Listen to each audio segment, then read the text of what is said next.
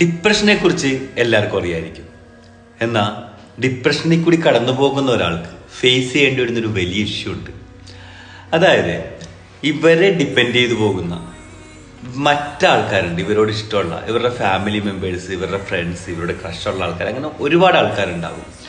ഇവരുടെയൊക്കെ മുമ്പിൽ ഇവരുടെ ഡിപ്രഷൻ്റെ റീസണോ അല്ലെങ്കിൽ അവരങ്ങനെ ആണ് എന്നുള്ളതൊന്നും എല്ലായിടത്തും ഇവർക്ക് ഓപ്പൺ ആക്കാൻ പറ്റണമെന്നില്ല ഇവരുടെ ഇമോഷൻസ്.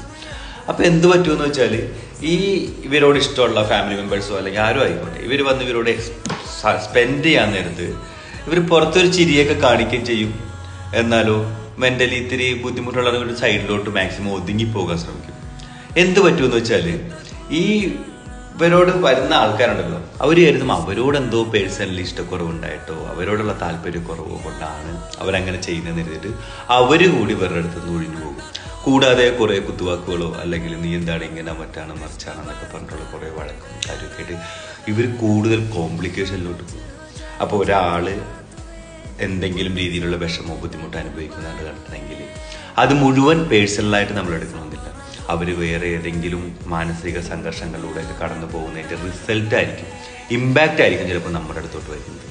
അതൊന്ന് മനസ്സിലാക്കി ഒരിത്തിരി നേരം ഒന്ന് അടുത്തിരുന്ന് കഴിഞ്ഞാൽ ചിലപ്പോൾ അയാൾ മനസ്സ് തുറന്നേക്കും.